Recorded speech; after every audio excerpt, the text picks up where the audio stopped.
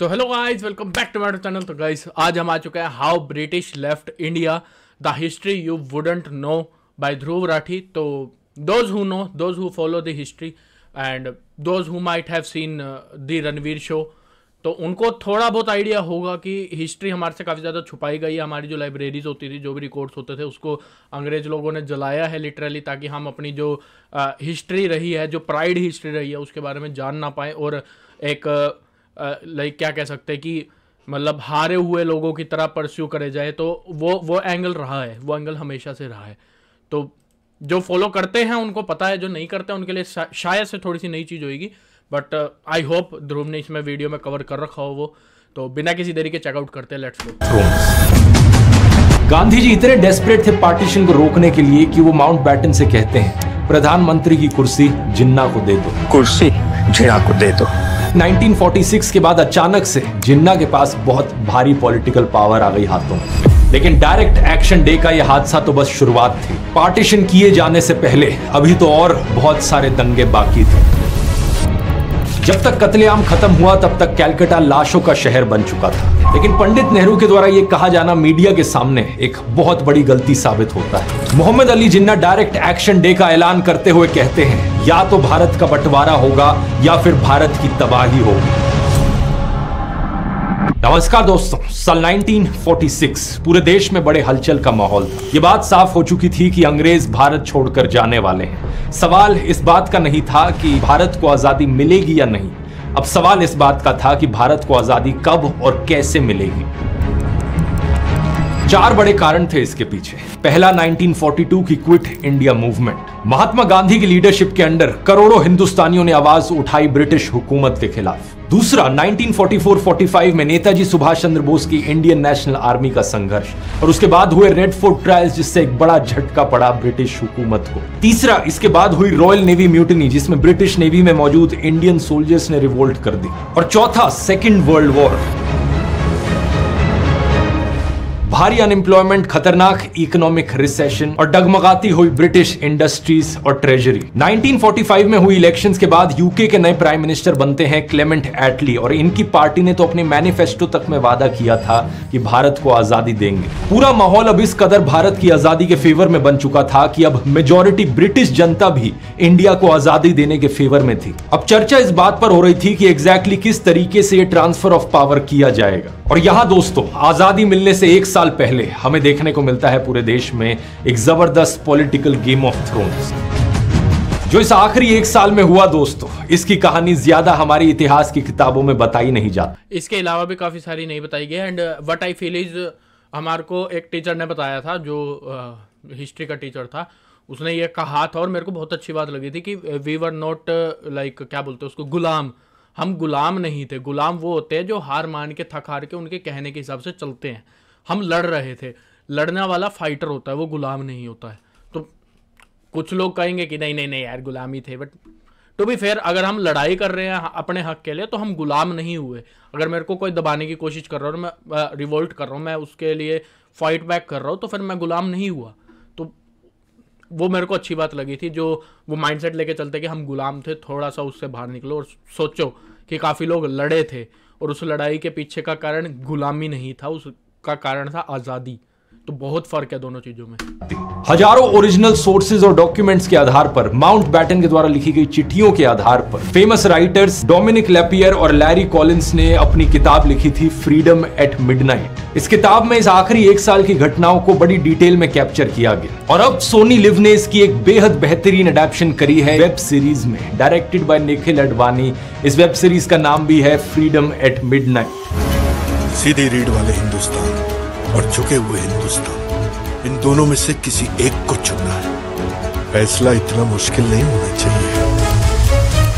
हाल ही में ही रिलीज हुई है, मैंने पूरी सीरीज देखी, मुझे बहुत ही बढ़िया लगी। इसलिए मैंने सोचा इस वीडियो में मैं भी आपको सुनाना चाहूंगा इस आखिरी एक साल की दास्तान। आइए जानते हैं जनवरी 1946 से लेकर अगस्त 1947 की कहानी। ये कॉन्सेप्ट यूनिक है। मेरे को लगा था कि और कैसे छोड़ के गए थे वो बताएंगे। एक साल की कहानी तो ये ज्यादा अच्छी रहेगी। इसमें दोस्तों इंडियन सब कॉन्टिनेंट का नक्शा कुछ ऐसा दिखता था। येलो कलर में है सारे ब्रिटिश इंडिया के प्रोविंसेस और पिंक कलर में है प्रिंसली स्टेट्स। प्रोविंसेस को बेसिकली स्टेट्स की तरह समझ लो। ब्रिटिश हुकूमत के अंदर जो स्टेट्स होती थी, टोटल में 17 प्रोविंसेस थे।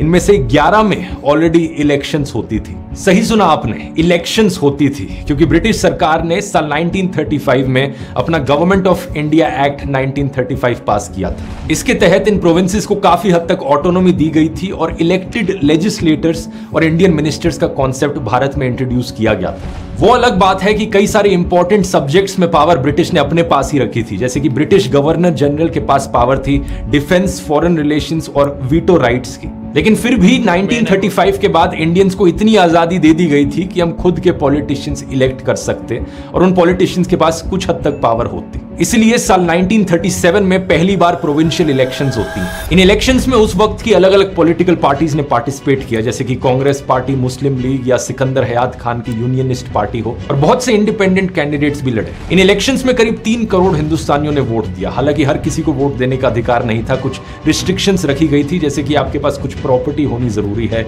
या जमीन होनी जरूरी है। नतीजा यह था कि 11 में से 7 प्रोविंसेस में कांग्रेस पार्टी जीतती है। Bombay, Madras, central provinces, United provinces, north west frontier province, Bihar और ओडिशा। बाकी प्रोविंसेस में कोलिशन गवर्नमेंट बनती है। पंजाब में यूनियनिस्ट पार्टी पावर में आती है, आसाम में आसाम वैली पार्टी, बंगाल में कृषक। ओके, तब पंजाब हरियाणा शायद से एक ही था, इसलिए हरियाणा और पंजाब मिक्सअप दिखाया गया है।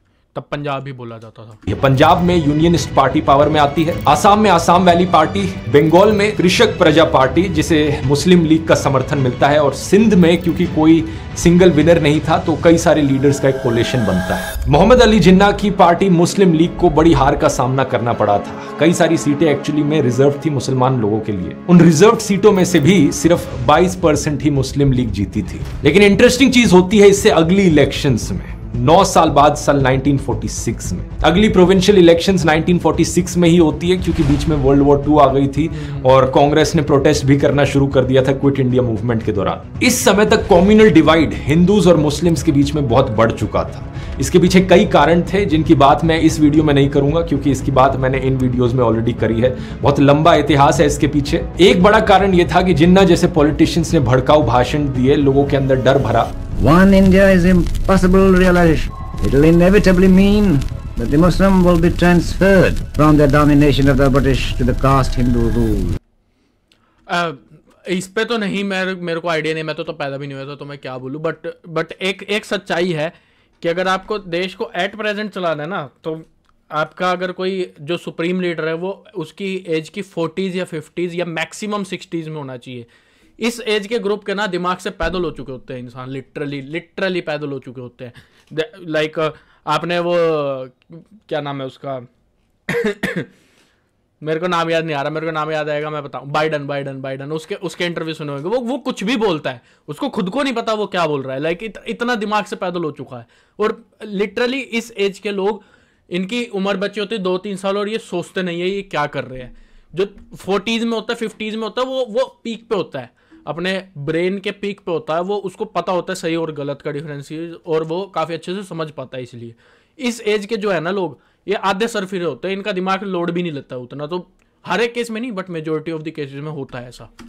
और इसका नतीजा यह हुआ कि 1946 की इलेक्शंस में मुस्लिम लीग 11 में से 2 प्रोविंसेस जीत जाती है। बंगाल और सिंध पूरी तरीके से मुस्लिम लीग के कंट्रोल में चले जाता है। हालांकि बाकी जो 9 प्रोविंसेस थे उनमें कांग्रेस की जीत हुई थी, तो वहां पे कांग्रेस की सरकार बनती है। लेकिन पॉइंट यहां पर यह भी था कि सारे प्रोविंसेस में जितनी भी रिजर्व्ड मुस्लिम सीटें थी, उनमें से 87% सीटें मुस्लिम लीग जीतती है। ऊपर से पंजाब के प्रोविंस में भी सिंगल लार्जेस्ट पार्टी मुस्लिम लीग थी। हालांकि सरकार उनकी नहीं बनी थी। सरकार इवेंचुअली बनती है कांग्रेस, अकाली दल और यूनियनिस्ट पार्टी की साथ में मिलकर। इस सब का मतलब यह था कि 1946 के बाद अचानक से जिन्ना के पास बहुत भारी पॉलिटिकल पावर आ गई हाथों में। ब्रिटिश को मजबूरन जिन्ना के साथ भी नेगोशिएट करना जरूरी था।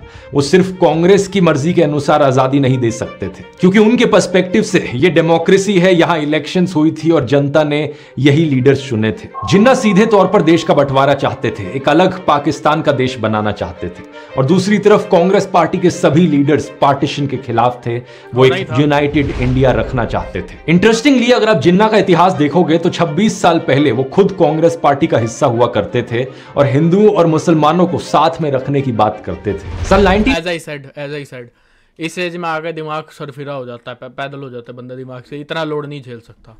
1950 में जब महात्मा गांधी साउथ अफ्रीका से इंडिया लौटे तो जिन्ना ने उनका स्वागत किया था। गुर्जर सभा में गांधी जी के साउथ अफ्रीका के किस्से जनता को सुनाए थे और उनकी तारीफ करी थी। जिन्ना के दादा प्रेमजी भाई मेघजी ठक्कर एक भाटिया राजपूत थे। उन्होंने इस्लाम में तब कन्वर्ट किया जब उस वक्त के ऑर्थोडॉक्स हिंदूज ने उन्हें एक्स कम्युनिकेट कर दिया था, जब उन्होंने फिशिंग बिजनेस में कदम रखा था। तो यानी कुछ पीढ़ी पहले जिन्ना का परिवार एक हिंदू परिवार था और जो सोशल कॉन्सिक्वेंसेस उन्हें सहने पड़े उससे बचने के लिए उन्होंने धर्म परिवर्तन किया था ताकि वो अपना बिजनेस ठीक तरह से कर सके। सन 1920 में पहली बार दरार देखने को मिलती है जिन्ना और कांग्रेस के बीच में। जिन्ना गांधी जी के सिविल डिसोबीडियंस स्टाइल से असहमत थे। जब 1920 के नागपुर के सेशन में नॉन कोऑपरेशन रेजोल्यूशन पास हुआ तो वो उसके खिलाफ थे। उनका मानना था कि इस तरीके से आजादी नहीं मिल सकती।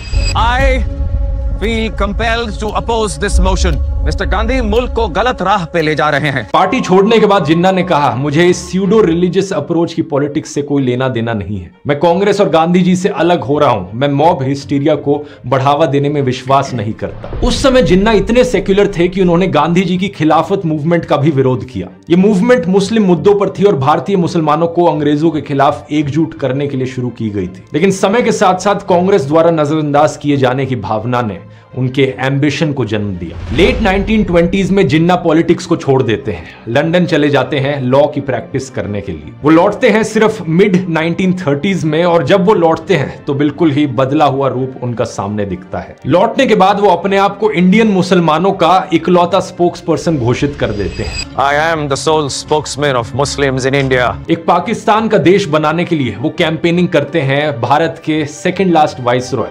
आर्चीबाल्ड वेवल के सामने। अब थोड़ा सा अपनी टाइमलाइन पर वापस आते हैं। फरवरी 1946 में रॉयल नेवी म्यूटिनी होती है और 24 मार्च 1946 को ब्रिटिश प्राइम मिनिस्टर क्लेमेंट एटली कैबिनेट मिशन को भारत भेजते हैं। ये एक 3 मेंबर कमेटी थी जो नेगोशिएशंस चालू करती है आजादी देने के लिए कांग्रेस पार्टी और मुस्लिम लीग के नेताओं से। इनके 3 मेन ऑब्जेक्टिव्स थे। पहला, वाइसरॉय के एग्जीक्यूटिव काउंसिल को फिर से बनाना। ये ब्रिटिश इंडिया सरकार का कैबिनेट था जिसमें सभी मिनिस्ट्रीज शामिल थी। वाइसरॉय वेवल ने प्रपोज किया कि वाइसरॉय और कमांडर इन चीफ को छोड़कर बाकी सारे मेंबर्स इस काउंसिल के इंडियन होंगे। लेकिन जिन्ना ने यहां पर कहा कि मैं तब तक एग्री नहीं करूंगा जब तक सिर्फ मुस्लिम लीग को अधिकार ना दिया जाए मुस्लिम मेंबर्स अपॉइंट करने का इस काउंसिल में। वो नहीं, यही तो बात है ना। ये पार्टीशन माइंडसेट ही प्री प्लान माइंडसेट था। और व्हाट आई फील इज जब ये लोग पढ़ाई करने गया होगा वहीं से बिल्ट होके आया होगा। मतलब यूं नहीं कह रहा कि वो पढ़ाई से बिल्ट होके आया होगा, वहाँ के लोगों ने वैसा बिल्ट इसको दिया होगा या फिर क्या पता इसके खुद के दिमाग में भी हो। क्योंकि टेक्निकली देखा जाए ना तो आई अंडरस्टैंड कि हाँ ये सब पार्टीशन वगैरह हो चुका है, सब हो चुका है, मुस्लिम अलग हो चुके हैं, हिंदू अलग हो चुके हैं, बट इंडिया में अभी भी एक बहुत बड़ा नंबर ऑफ मुस्लिम्स अभी भी रहता है और बिल्कुल सेफ रहता है। और ऐसा नहीं है कि उनके एरिया डिवाइडेड हैं पड़े बहुत ज़्यादा, क्या पता कुछ कुछ जगह हो। मैं हर जगह की बात नहीं कर रहा, जो मैंने देखा है मैं उस तरह से बात कर रहा हूँ। मैं जिस कॉलेज से पास आउट हूँ वहाँ पे भर भर के मुस्लिम्स थे। हमने एक प्लेट में खाना भी खाया हुआ, ऐसा कोई बड़ी बात नहीं थी। लाइक और वो वाले भी नहीं कि हाँ सिर्फ अब्दुल टाइप से नाम, प्रॉपर एहतेशामुल हक, इंतकाब अकबर, ये मेरे दोस्त है, ये मेरे दोस्तों के ही नाम है, उनके साथ रहा हूँ मैं। ऐसा कोई सीन नहीं था कि वो पर्सनल हेट हो कि तू मुस्लिम है पड़ा और या फिर उसमें पर्सनल हेट दिखे हो कि तू हिंदू है पड़ा। ऐसा come on man, and of the day सब ह्यूमन है पड़े। और ये इस मामले में एटलीस्ट मैं समझता हूँ कि जो हमारी जनरेशन है या फिर जो जेन जी है पड़ी वो बेटर है पिछली जनरेशन से, क्योंकि पिछली जनरेशन में बहुत हेट है। जो हमारे दादा दादी परदादा परदादी के टाइम के जो लोग हैं या फिर माँ बाप के टाइम के भी कुछ लोग तो अभी भी हैं पड़े जो personal hate for no reason रखते हैं, फॉर नो रीज़न। पाकिस्तान में जो हो रहा है इंडिया के खिलाफ उसके लिए आप हेट दे रहे हो, वो आपका पीओवी है, बट इन इंडिया भी जो रह रहे हैं वो पर्सनल हेट वो उस जनरेशन में है, इस जनरेशन में बहुत कम है। तो अब धीरे धीरे मैच्योर हो रहे हैं लोग। नहीं चाहते थे कि किसी भी और पार्टी का कोई मुस्लिम यहाँ इस काउंसिल में अपॉइंट किया जाए। वो खुद को मुसलमानों के इकलौते लीडर के तौर पर देखते थे। दूसरा ऑब्जेक्टिव, भारतीय नेताओं के साथ समझौता करना ताकि इंडिया के लिए एक नया कॉन्स्टिट्यूशन बनाया जा सके। इसके लिए एक कमेटी का गठन किया गया जिसे बाद में कॉन्स्टिट्यूएंट असेंबली ऑफ इंडिया के रूप में जाना गया। इसे बाद में जाकर लीड किया गया डॉक्टर BR अम्बेडकर के द्वारा। और तीसरा ऑब्जेक्टिव यहाँ पर था सबसे इंपॉर्टेंट, इस चीज का एक फ्रेमवर्क तैयार किया जाए कि ज्योग्राफिकली और पॉलिटिकली इंडिया कैसा दिखेगा ब्रिटिश के जाने के बाद। 16 मई साल 1946 कुछ नेगोशिएशंस और डिस्कशंस के बाद कैबिनेट मिशन अपना प्लान सामने रखता है। We have decided on a united India that will look something like this.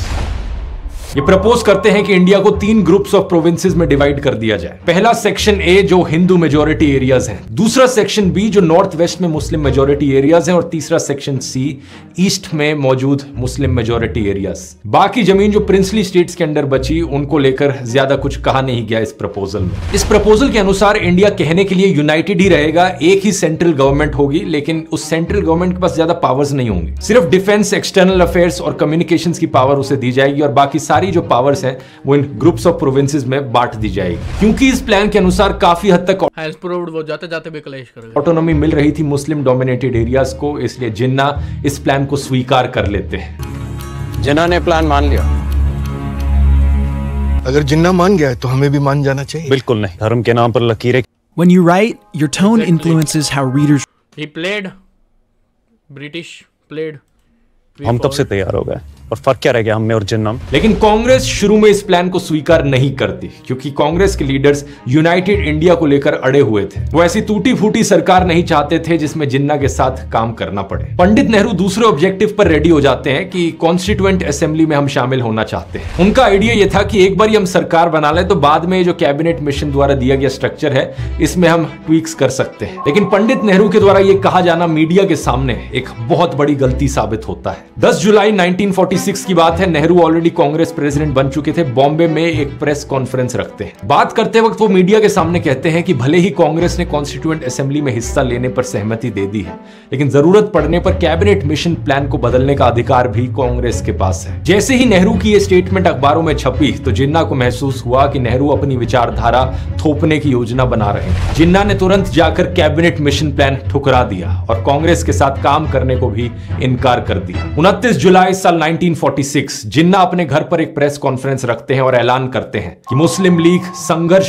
शुरू करने की तैयारी कर रही है। उन्होंने कहा कि अगर मुसलमानों को अलग पाकिस्तान नहीं दिया गया तो वो डायरेक्ट एक्शन शुरू कर देंगे। अगले दिन 30 जुलाई को जिन्ना ऐलान करते हैं कि 16 अगस्त का दिन डायरेक्ट एक्शन डे होगा। वो कांग्रेस को चेतावनी देते हुए कहते हैं, हम युद्ध नहीं चाहते, अगर आप युद्ध चाहते हो तो हम आपके ऑफर को बिना झिझक स्वीकार करते हैं। या तो भारत का बंटवारा होगा या फिर उसकी तबाही होगी।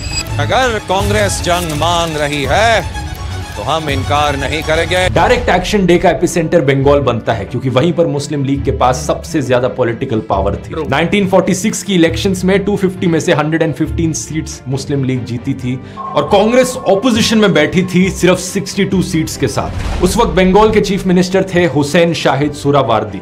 इन्हें बुचर ऑफ बंगाल के नाम से जाना जाता है आज के दिन। वाइसरॉय वेवल ने एक बड़ी स्टेटमेंट दी थी इनके ऊपर।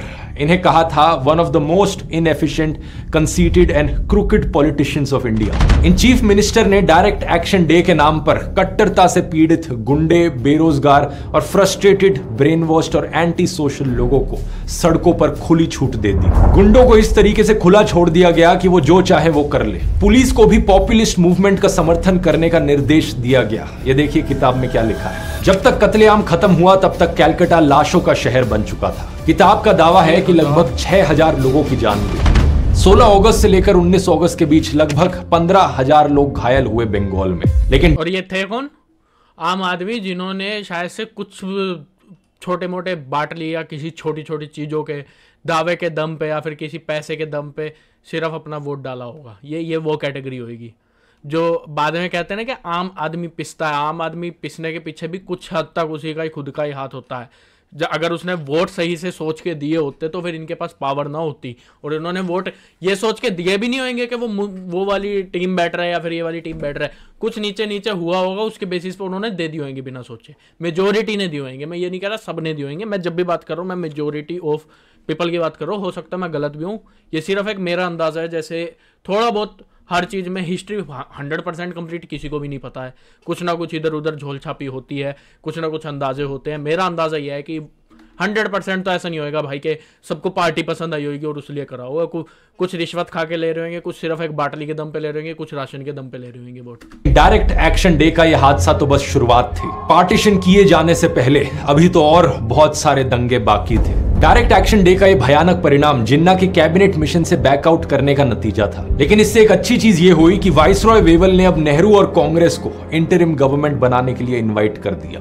6 अगस्त 1946 वाइसरॉय वेवल ने नेहरू को सरकार बनाने के लिए आमंत्रित किया। 2 दिन बाद 8 अगस्त को वेवल ने कांग्रेस और मुस्लिम लीग के बीच दरारों को भरने की कोशिश की और जिन्ना को कांग्रेस के साथ सहयोग करने की सलाह दी। टाइमलाइन को थोड़ा समझो, यहां पर यह सब तब हो रहा था जब डायरेक्ट एक्शन डे की तारीख की घोषणा हो चुकी थी, लेकिन हिंसा भी शुरू नहीं हुई थी। हिंसा 16 अगस्त से होनी शुरू होती है और उससे ठीक एक दिन पहले 15 अगस्त 1946 को जिन्ना और नेहरू की मुलाकात होती है। नेहरू और जिन्ना दोनों सहमति जताते हैं कि कम्युनल प्रॉब्लम्स को केवल म्यूचुअल डिस्कशंस के जरिए सुलझाया जा सकता है। नेहरू कहते हैं कि विवादित मुद्दों को फेडरल कोर्ट के पास भेजा जाएगा और अगर प्रोविंसेस खुद मांग करें तो कांग्रेस ग्रुपिंग का प्रिंसिपल स्वीकार कर सकती है। जिन्ना को मनाने के लिए नेहरू कई सारी कंसेशंस देते हैं। वो ये भी कहते हैं कि कांग्रेस की जब नई सरकार बनेगी तो हम मुस्लिम लीग को 5 सीटें 5 मिनिस्ट्रीज दे देंगे। लेकिन फिर जिन्ना ये शर्त रखते हैं कि सिर्फ मुस्लिम लीग को ही मुसलमानों के लिए नॉमिनीज देने का अधिकार हो।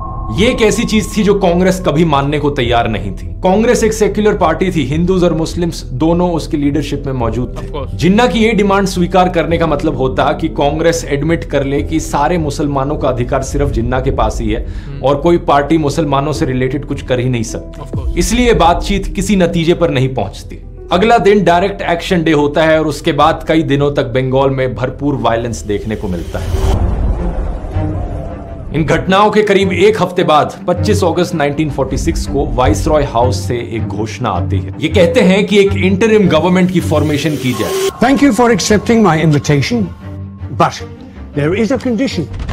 His Majesty the King has accepted the resignations of the present members of the Governor General's Executive Council. His Majesty has been pleased to appoint the following: Pandit Jawaharlal Nehru, Sardar Vallabhbhai Patel, Dr. Rajendra Prasad, Mr. M. Asif Ali, Mr. C. Gopalacharya, Mr. Sarat Chandra Bose, Dr. John Mathai, सरदार बलदेव सिंह। इन सभी लोगों को British सरकार के द्वारा interim government के तौर पर appoint कर दिया जाता है। 2 सितंबर से इंटरिम सरकार ऑफिस टेकअप करेगी, लेकिन इसके अलावा एक और चीज कही जाती है। 2 और मुस्लिम सदस्य हैं जिनकी नियुक्ति बाद में की जाएगी। इंटरिम गवर्नमेंट का मतलब होता है एक ट्रांजिशनल गवर्नमेंट। जब तक ब्रिटिश पूरी तरीके से इंडिया को नहीं छोड़कर चले जाते तब तक ये वाली सरकार ट्रांजिशन में देखरेख का काम करेगी। इस इंटरिम सरकार के द्वारा एक कॉन्स्टिट्यूएंट असेंबली बनाई जाती है, वो भी बड़ा इंटरेस्टिंग है। इसमें ड्राफ्टिंग कमेटी को लीड किया जाता है डॉक्टर B.R. अम्बेडकर के द्वारा। दिलचस्प बात यह है कि कई सारे लोग अक्सर भूल जाते हैं कि हमारी पूर्ण स्वराज की मांग के बावजूद 1947 में जो हमें आजादी मिली वो वास्तव में डोमिनियन स्टेटस था। हमें पूरी तरीके से आजादी एक इंडिपेंडेंट रिपब्लिक बनने की सिर्फ 1950 में ही मिली, जब हमारा संविधान लागू हुआ। अब कांग्रेस की विचारधारा पर अपॉइंट हुई ये इंटरिम सरकार को देखकर जिन्ना बेचैन हो जाते हैं। नेहरू का ऑफर ठुकराना महंगा साबित हुआ है कायद। मुस्लिम मेंबर नॉमिनेट करने का हक ही नहीं है। लीग का वजूद खतरे में आ गया है कायद। हम भी खेलेंगे, हम इंटरिम गवर्नमेंट ज्वाइन करेंगे।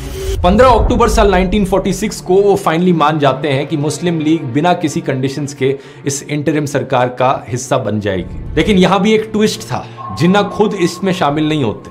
अपनी जगह वो लियाकत अली खान को नॉमिनेट करते हैं। ये वही लियाकत अली खान है जो बाद में जाकर 1947 से लेकर 1951 तक पाकिस्तान के पहले प्रधानमंत्री बनते हैं। शुरुआत में मुस्लिम लीग को सिर्फ फाइनेंस मिनिस्ट्री दी गई, लेकिन नेहरू ने जिन्ना से वादा किया था कि वो 5 मिनिस्ट्रीज कम से कम मुस्लिम लीग को देंगे।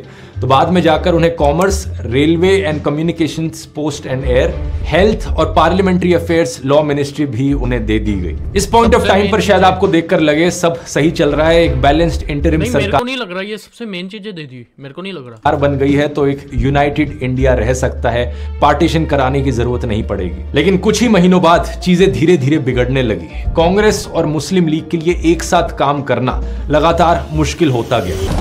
बिना लीग की इजाजत के ये कानून पास नहीं हो सकता है।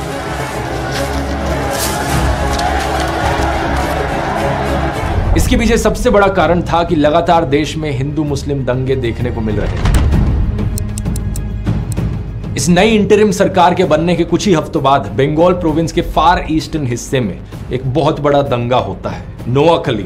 नोआखली एक ऐसा इलाका था जहां ज्यादातर मुस्लिम्स रहते थे और ये ज्यादातर लोग आर्थिक रूप से बड़े पिछड़े हुए थे। ये अपनी खेती और बुनियादी जरूरतों के लिए हिंदू मनी लेंडर्स पर निर्भर रहते थे। लेकिन 1930 में आई ग्रेट डिप्रेशन के समय इन रिश्तों में खटास आने लगी थी। 2 महीने पहले हुए कैलकाटा दंगों के बाद इस इलाके में भी नफरत अपनी चरम सीमा पर पहुंच चुकी थी। 10 अक्टूबर साल 1946 नोआखली में करीब 200 स्क्वायर मील के इलाकों में हथियार लिए भीड़ लूटपाट करने लगती है, आग लगाई जाती है और हत्याएं देखने को मिलती हैं। इस दौरान फोर्स्ड कन्वर्जन्स भी देखने को मिलते हैं जिन्हें चीफ मिनिस्टर सुहरावर्दी ने भी स्वीकार किया, लेकिन उन्होंने ना ही कोई कदम उठाया इसे रोकने के लिए और ना ही प्रभावित इलाकों में कोई दौरा किया। दंगों के बाद भारी रेफ्यूजीज की भीड़ कैलकाटा की तरफ आई। रोज के करीब 1200 से ज्यादा लोग कैलकाटा पहुंचते। सबसे ज्यादा सहानुभूति इन दंगों के बाद अगर किसी लीडर में थी तो वो महात्मा गांधी में थी। गांधी जी इन घटनाओं से बेहद दुखी थे और खुद जाकर देखना चाहते थे कि एक ही मिट्टी के लोग एक दूसरे के खिलाफ इस कदर कैसे खड़े हो गए। 6 नवंबर साल 1946 को गांधी नोआखली जाते हैं और उस दिन से लेकर फरवरी 1947 तक वहीं रहते हैं। नंगे पैर चलते हुए वो नोआखली के सारे 47 गांवों का दौरा करते हैं और लगभग 180 किलोमीटर की यात्रा करते हैं। उनकी जो कोशिश थी हिंदू मुस्लिम दंगों को रोकने की, वो इस लेवल की थी कि आज तक किसी लीडर ने उसके बाद से मुझे नहीं लगता कि इस लेवल का काम किया होगा कम्युनल यूनिटी बढ़ाने के लिए। गांधी जी एक एक गांव में जाते पैदल चलकर और हर गांव में तलाश करते कि एक हिंदू और एक मुस्लिम नेता मिले। फिर वो उनसे बातचीत करते, उन्हें मनाते कि वो एक ही घर में रहें, एक ही छत के नीचे साथ रहें और पूरी गांव की शांति के गारंटर। जल्दी कर भाई, इतना सीरियस इंफॉर्मेशन चल रहा है, बीच में गेम लेके आ रहा है। बन जाए। हर एक गांव में जाकर उन्होंने यही चीज रिपीट करी कि एक हिंदू नेता एक मुस्लिम नेता दोनों को साथ में मिलाओ और दोनों को लीडरशिप का रोल दो। गांव वालों को पूरी तरीके से शांति बनाए रखने की गारंटी दी जाए। गांव वालों को कम्युनल हार्मनी का एक जीता जागता उदाहरण दिखाया जाए। जब किसी ने गांधी जी से पूछा कि वो दिल्ली में कांग्रेस की जिन्ना के साथ बातचीत में मदद करने की बजाय नोआखली में क्यों है, तो उन्होंने पता है क्या जवाब दिया? A leader is only a reflection of the people he leads. Their desire to live together in peaceful neighborliness will be reflected by their leaders. अगर जनता एक बात है ना भाई, क्वेश्चन ये नहीं है, क्वेश्चन ये है ये कैसे चल रहा है। ये अगर अच्छा चलेगा तो ये ऑटोमेटिक बनेगा, अगर ये गंदा चल रहा है तो तुम कितना जोर लगा लो ये नहीं बन सकता। टूट होकर शांति से रहने लग जाए तो यही चीज पॉलिटिशियंस में भी रिफ्लेक्ट होने लगेगी। गांधी जी का मानना था कि सबसे पहले लोगों को आपस में शांति रखनी होगी। उनका यह भी मानना था कि अगर सभी लोग देश में रहने वाले ऐसा करने लगे तो पार्टीशन किसी भी हाल में नहीं होगा। उनका पूरा समय नोआखली में यह सुनिश्चित करने के लिए था कि एक यूनाइटेड इंडिया में यूनिटी बनी रहे और हर कोई मिलजुल कर रहे। दूसरी तरफ पंडित नेहरू का मानना था कि गांधी जी भारत के शरीर पर एक घाव से दूसरे घाव को ठीक करने की कोशिश कर रहे थे। उन्होंने कहा वो मरहम लेकर भारत के शरीर पर एक एक घाव को ठीक करने की कोशिश कर रहे हैं, बजाय इसके कि वे इन घावों के कारण को पता लगाएं और शरीर के समग्र इलाज में हिस्सा लें। दोनों ही नेहरू और गांधी अपनी जगह सही थे। गांधी जी ने जो संघर्ष किया नोआखली में, उसकी सफलता उन्हें देखने को मिली। कुछ महीने बाद बंगाल से सभी दंगों की खबरें खत्म हो गई थी, लेकिन वो अकेले एक ही आदमी थे, कितनी जगहों पर जाकर दंगे रोकते। और अगर आप एमपी साइड का थोड़ा बहुत ट्रैक रिकॉर्ड रखो तो वो लोग गांधी को हेट देते हैं, क्योंकि मेरे आसपास के लोगों से पता चला है, जो मेरे वहाँ के नोन के लोग हैं, they hate Gandhi ji for his like commonness, for his mindset की हाथापाई नहीं हुए, हिंसा वगैरह ना फैले, अहिंसा से सारी चीज़ें हुई जो भी हुई, तो वो माइंडसेट को वो सपोर्ट नहीं करते और वो कहते हैं कि गांधी ने जो करा वो गलत करा, अगर वो ना करते तो आज़ाद जल्दी हो जाता। But what I feel is with time, एक टाइम पे मेरे को भी ये लगता था कि यार अगर कोई नहीं मान रहा है सीधे हाथ से तो उसको उल्टा हाथ के चिपकाओ और फिर मनाओ।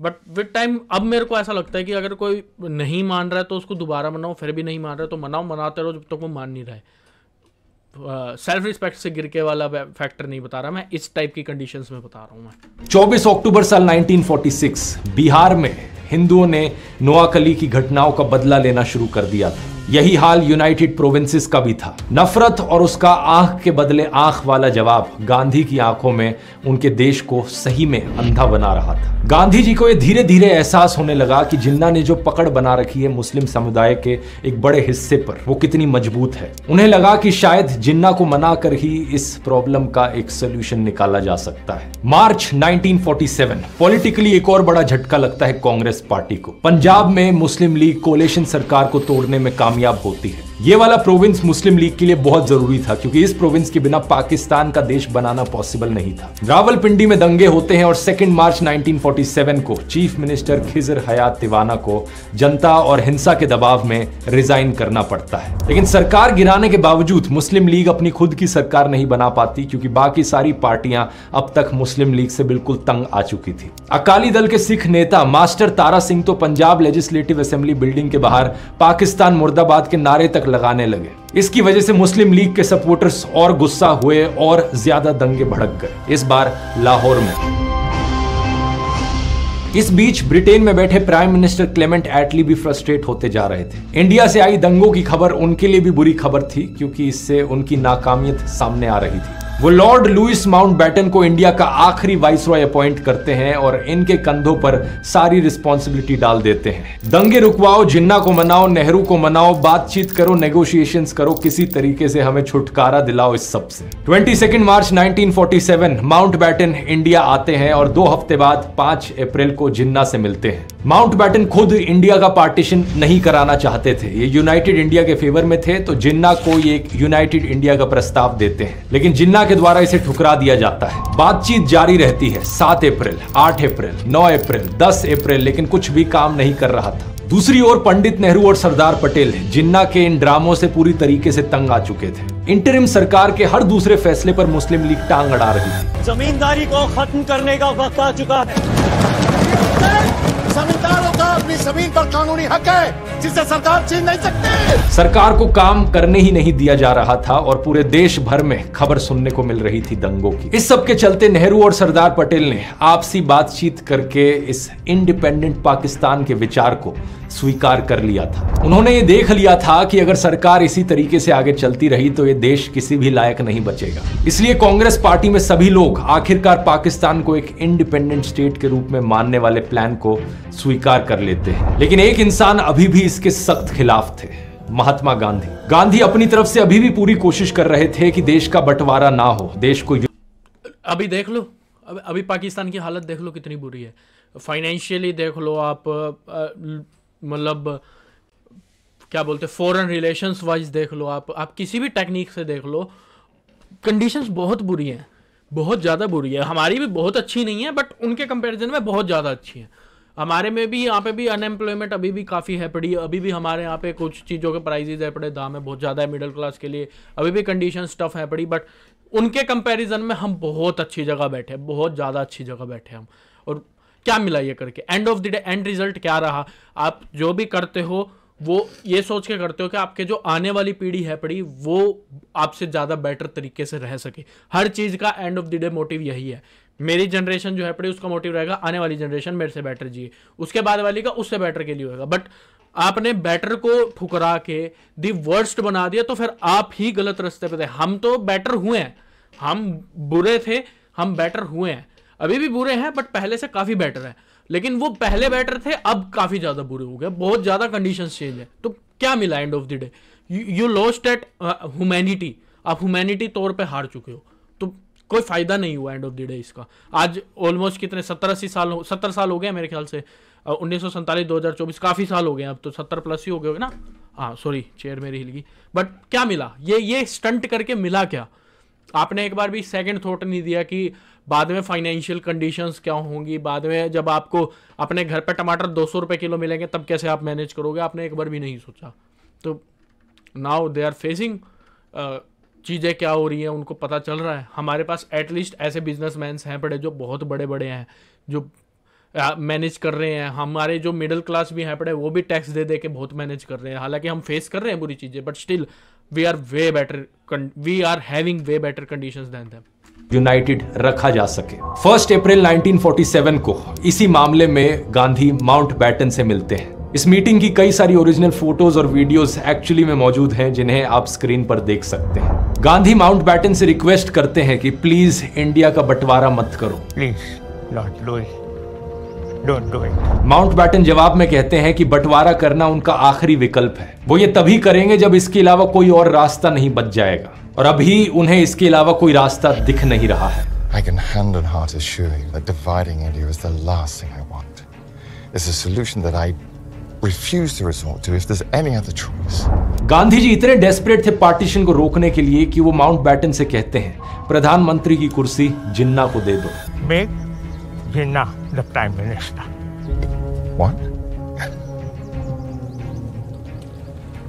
You can't be serious. 300 million Hindu Jinnah के रूल के अंडर रहें, इसके लिए गांधी जी तैयार हो गए थे। उन्होंने कहा कि अगर देश को यूनाइटेड रखने का यही तरीका बचा है तो यही सही। उन्होंने माउंटबेटन से कहा कि मुस्लिम लीग को सरकार एज आई सेड बिफोर, एक एज के बाद थोड़ा बहुत आप सही गलत में डिफरेंशिएटर क्रिएट करना टफ हो जाता है। ये ठीक है कि हाँ आप पार्टीशन नहीं चाहते, बट ये बहुत गलत है कि जो इंसान तबाह करना चाहता है हर चीज़ों को उसी को ही पावर दे दो, तो फिर वो पार्टीशन करे बिना भी जितना तबाह कर देगा उसका कोई हद नहीं है। सरकार बनाने का निमंत्रण दिया जाए और अगर जिन्ना इस प्रस्ताव को ठुकरा देते हैं तो कांग्रेस को सरकार बनाने दी जाए, जहां गांधी मानते थे कि मुस्लिम लीग के कुछ नेताओं को जगह दी जाएगी। माउंटबेटन इस बात को मान जाते हैं, लेकिन एक शर्त पर। वो गांधी जी से कहते हैं कि पहले कांग्रेस को मनाओ, अगर कांग्रेस इस बात से मान जाती है तो वो ये करने को तैयार है। 42 lakhs per annum. Wow, 42 lakhs. तभी करके मैंने कहा था कि एक एज पे आके ना इंसान सही गलत में डिफरेंशिएटर क्रिएट करना बंद कर देता है। Oh, hang out to dry. Leave that to me. Jawahar and Sardar are like my sons. At my word, they will do or die. Gandhi ji बड़े कॉन्फिडेंट थे कि पंडित नेहरू और सरदार पटेल उनकी सुन लेंगे। वो उनके पास जाते हैं ये ऑफर लेकर, उनसे रिक्वेस्ट करते हैं कि जिन्ना को प्रधानमंत्री बनने दिया जाए। कुर्सी ज्यादा प्यारी है क्या देश? अब इस बात का भी जवाब देना पड़ेगा बापू। तो देश रखो और कुर्सी जिन्ना को दे दो। लेकिन नेहरू और सरदार पटेल दोनों देख चुके थे कि जिन्ना किस टाइप का इंसान है। इंटरिम सरकार में महीनों तक मुस्लिम लीग के साथ काम करने के बाद वो किसी भी हालत में इस चीज को स्वीकार करने को तैयार नहीं थे। दोनों पंडित नेहरू और सरदार पटेल गांधी जी की इस रिक्वेस्ट को ठुकरा देते हैं। जीवन भर आपके पीछे चलता रहा, माफ कर जाओ, आज नहीं चल पाऊंगा। Sacrifices.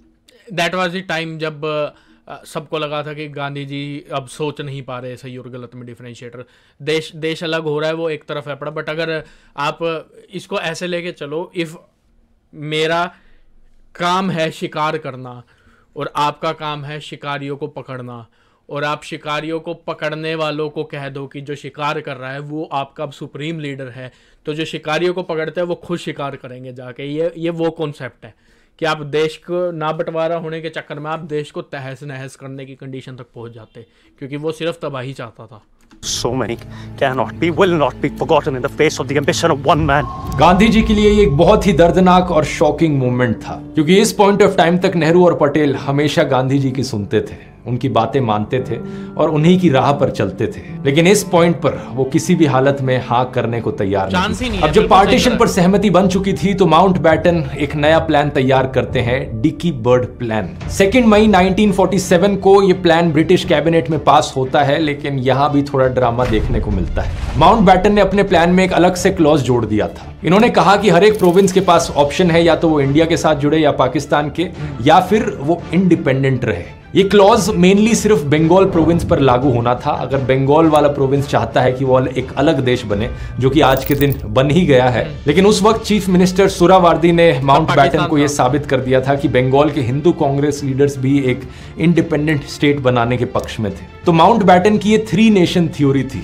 और पता है इंटरेस्टिंग चीज क्या है कि जिन्ना भी इस 3 नेशन थ्योरी के फेवर में थे। उनका मानना था कि बंगाल में रहने वाले लोग वेस्ट पाकिस्तान में रहने वाले लोगों से काफी अलग हैं, इसलिए वो एक अलग देश बने, इसमें उन्हें कुछ गलत नहीं लगता। लेकिन पंडित नेहरू को इस बात से बड़ी प्रॉब्लम थी। 559 प्रिंसली स्टेट्स, सबको अगर ये ऑप्शन दिया जाए कि इंडिया, पाकिस्तान या इंडिपेंडेंट रहना, तो देश बचा ही कहां। जब ये प्लान ब्रिटेन में पास हुआ तो माउंटबेटन ने इसे जिन्ना को दिखाने से पहले नेहरू को दिखाया। नेहरू ने जब ये पढ़ा तो उन्होंने अपना पूरा आपा खो दिया। उन्हें बहुत गुस्सा आया माउंटबेटन के ऊपर। उन्होंने सीधा कहा कि ये प्लान हमें आजादी नहीं दे रहा है, ये प्लान भारत को तोड़ने की बात कर रहा है, छोटे छोटे हिस्सों में तोड़कर रख देगा ये इंडिया को, हमें बैल्कनाइजेशन देखने। इसको ऐसा कंसिडर करो कि अगर मैं हरियाणा से हूँ, हरियाणा इंडिया के अंदर आ गया, दिल्ली पाकिस्तान के अंदर आ गया, उसके बाद MP इंडिया के अंदर आ गया, और उसके बाद साइड से गुजरात जो है पाकिस्तान के अंदर आ गया,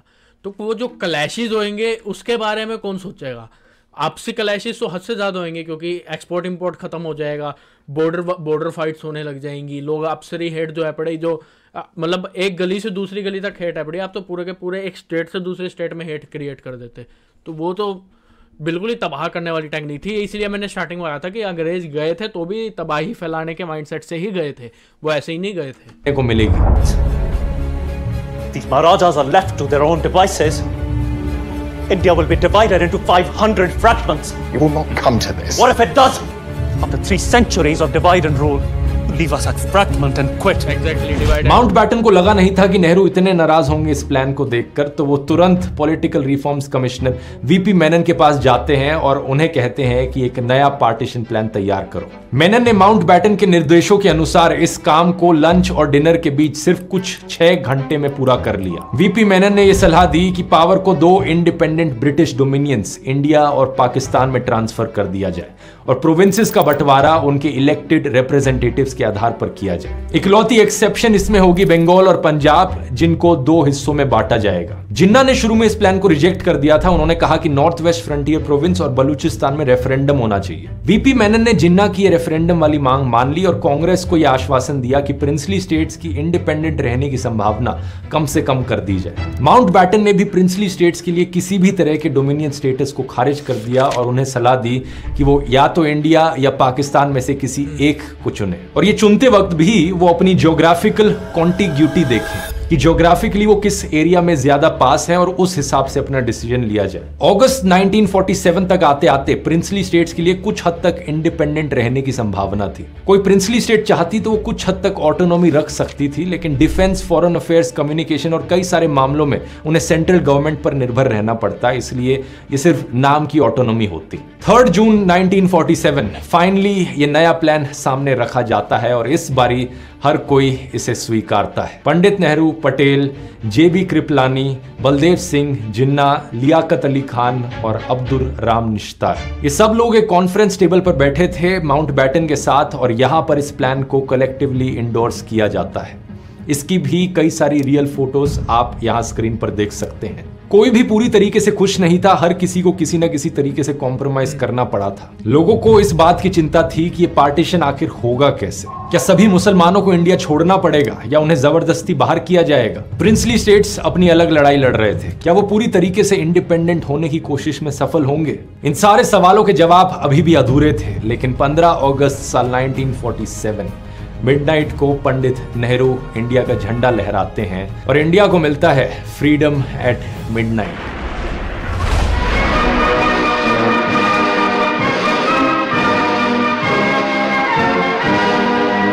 आगे जो पार्टीशन होता है, करीब 1.5 करोड़ लोग माइग्रेट करते हैं, 10 लाख से ज्यादा लोग मारे जाते हैं और रातों रात जबरदस्ती रिलीजियस कन्वर्जन्स देखने को मिलती हैं। 75,000 से ज्यादा महिलाओं की किडनैपिंग्स और रेप्स होते हैं। यहाँ ये भी अपनी अलग कहानी है कि कैसे सारी प्रिंसली स्टेट्स को यूनाइट करने का काम किया जाता है सरदार पटेल के द्वारा। इस पर एक अलग वीडियो बन सकता है। अगर आपके पास थोड़ा टाइम हो तो जरूर मैं आपको रेकमेंड करना चाहूंगा सोनी लिव पर यह web series freedom at midnight. मैंने जो आपको एक कहानी सुनाई एक शॉर्ट वर्जन था। एक्चुअली में ये सीरीज 7 एपिसोड लंबी है, हर एक एपिसोड 40 मिनट से लेकर 1 घंटे तक का है। तो बहुत सारी ऐसी चीजें हैं जो मैं इस वीडियो में नहीं बता पाया हूं। बहुत सारे ऐसे इंटरेस्टिंग फैक्ट्स और भी ज्यादा ऐसी अननोन चीजें जिन्हें जानकर आप भी हैरान हो जाएंगे। जैसे कि सरदार पटेल और पंडित नेहरू की दोस्ती कैसी दिखती थी, एक दूसरे से वो किन चीजों में सहमत थे और किन चीजों में उनकी असहमति सामने आती थी, एक दूसरे से उनके विचार एक्चुअली में कितने मिलते जुलते थे। इस चीज को बहुत बढ़िया और डिटेल्ड तरीके से डिपिक्ट किया गया है, इसलिए मैं ये सीरीज जरूर रेकमेंड करूंगा। और आजकल वैसे भी कई सारी फिल्में बनती हैं हिस्ट्री पर जिनमें ढेर सारा प्रोपेगेंडा मिला होता है, चीजों को तोड़ मरोड़ के पेश किया जाता है, लेकिन इस सीरीज में ऐसा नहीं है। ये सीरीज पूरी तरीके से किताब पर आधारित है और ये किताब 1975 में लिखी गई थी, बहुत भारी रिसर्च के बाद। किताब को लिखने वाले ऑथर्स ने डायरेक्टली इंटरव्यूज लिए थे माउंटबैटन के। तो अगर इस बुक को पढ़ने का भी मौका मिले जरूर पढ़कर देखना। उम्मीद करता हूं ये वीडियो इन्फॉर्मेटिव लगा होगा। अगर पसंद आया तो 2 और वीडियोस मैं आपको रेकमेंड करना चाहूंगा जो ओके भाई बहुत कुछ है भाई, हमारे इतिहास में बहुत कुछ है। इवन हमारे जो प्राइड मूवमेंट्स थे वो तो हमारे से हमेशा से के लिए कट कर दिया गया, लाइब्रेरी जलाई गई हैं। अब थोड़ा बहुत अगर पॉसिबल हो ना तो एक बार ये TRS भी देख लेना जाकर। TRS में अभिजीत चावड़ा ने शायद से कवर करा था रणवीर के साथ में, तो वो एक बार प्लीज़ चेकआउट करना। हिस्ट्री में उसमें बहुत चीज़ें बताई गई थी और 1-2 और भी हैं, मेरे को एग्जैक्टली नाम याद नहीं है अभी उनका, बट अब चेकआउट करोगे ना तो काफ़ी इन्फॉर्मेशन वहाँ पे भी आपको मिलेगी. So that was my reaction on how British left India the history you wouldn't know by Dhruv Rathee. अभी चलते हैं. गुड नाइट, बाय बाय, शबा खैर, sayonara.